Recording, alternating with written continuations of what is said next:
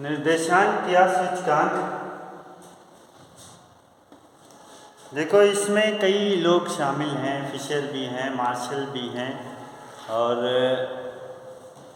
भी कई लोग हैं। इन सब ने अपने सूत्र दिए अलग अलग, लेकिन आज हम लोग वो नहीं पढ़ रहे हैं। निर्देशांक क्या है और इसकी विशेषताएं क्या हैं वो हम पढ़ रहे हैं। तो निर्देशांक वास्तव में ऐसा एक गणितीय या सांख्यिकीय तरीका है जो कि चरों और तथ्यों के परिणाम में होने वाले अंतरों को मापता है। जो कई तथ्य हैं, जैसे हमारे बाज़ार में हम देखते हैं उपभोक्ता सूचकांक है, तो उपभोक्ता को जो वस्तुएं मिलने वाली हैं उनमें कितने अंतर हैं। जैसे बाज़ार में और या 2022 में क्या 2012 में मूल्य कितना था, 2022 में मूल्य कितना है, यही अंतर जो है इसी को जो जांचते हैं वो सूचकांकों के माध्यम से जांचते हैं। तो महंगाई या मूल्य कितना था, यही सब जो चेक किया जाता है, जो जांचा जाता है, उसी को ही हम निर्देशांक कहते हैं। तो वो निर्देशांक के माध्यम से ही जांचा जाता है। जैसे उपभोक्ता मूल्य सूचकांक है और उसके बाद मजदूरी सूचकांक है, कई ऐसे सूचकांक हैं। अभी मैंने उस दिन बताया भी था, तो वो भी, और इसके बाद गिनी गुणांक है ना। ये सारे कई सूचकांक हम लोगों ने उस दिन पढ़े थे और ये सब सूचकांक ही हैं जो एक तुलना बताते हैं, है ना। जो ऐसे आंकड़े बताते हैं जो कि पुराने और नए इन दोनों के बीच के आंकड़े प्रस्तुत करने का, इन लोगों के बीच, इन दोनों के बीच अंतर ज्ञात करने का ये तरीका होता है निर्देशांक। ठीक है। तो 2000 जैसे हम उसमें एक बेस ईयर लेते हैं कि इस साल के आधार पे हम इस समय निकाल रहे हैं, तो वही होता है निर्देशांक, वही होता है सूचकांक। अब इसमें जैसे क्रॉस्टन एवं काउडन ने कहा कि सूचकांक संबंधित चरों या तथ्यों के परिणाम में होने वाले अंतरों को मापने की युक्तियां हैं, है ना। और बेसल, बेलेट और साइमन के अनुसार सूचकांक एक विशेष प्रकार का माप है जो समय समय अथवा स्थान स्थान के सापेक्ष परिवर्तनों की माप करता है। समय समय जैसे हमने बताया ना, 2012, 2018 या 2022 इनके बीच, इस समय इन दोनों के समयों में जो महंगाई थी कितना अंतर, 12 में कितनी महंगाई थी, 22 में महंगाई कितनी है, 18 में कितनी थी, या और समयों का अगर हम ले लें तो वो अंतर बताता है। या किसी स्थान का ले लें कि हम अमेरिका में क्या है, हमारे यहाँ क्या है, तो ये सूचकांक बताता है। सूचकांक इन सब को बताने का एक गणितीय माध्यम है, गणितीय तरीका। ठीक है। राज प्रताप क्यों समझ नहीं रहे। एम ब्लेयर के अनुसार, एम ब्लेयर ने कहा सूचकांक विशिष्ट प्रकार के माध्य होते हैं। विशिष्ट प्रकार के माध्य, विशिष्ट समझना, स्पेशल माध्य होते हैं।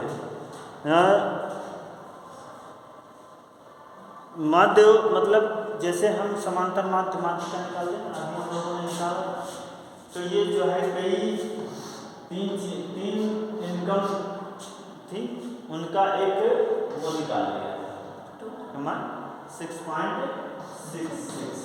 यानी माध्य क्या है, एक संक्षिप्त बात होता है, तो किसी भी उसका संक्षिप्तीकरण करते हैं। तो ये एम ब्लेयर भी कह रहे हैं कि सूचकांक भी एक प्रकार के माध्य ही है, क्योंकि ये भी एक सूक्ष्म हल प्रस्तुत करता है, सूक्ष्मता प्रदान करता है। ठीक है।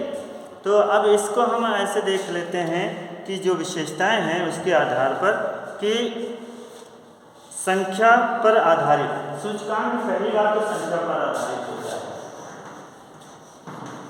संख्याओं पर आधारित है। यानी इसको हम अगर कहें तो ये सांख्यिकी के अंतर्गत पढ़ा जाता है, एक सांख्यिकी का भाग है, संख्या पर आधारित।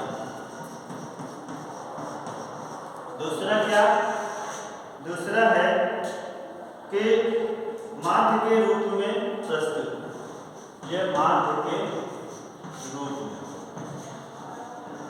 माध्य के रूप में अभी हमने बताया था ये एग्जाम्पल दे करके कि यह एक प्रकार का माध्य ही होता है।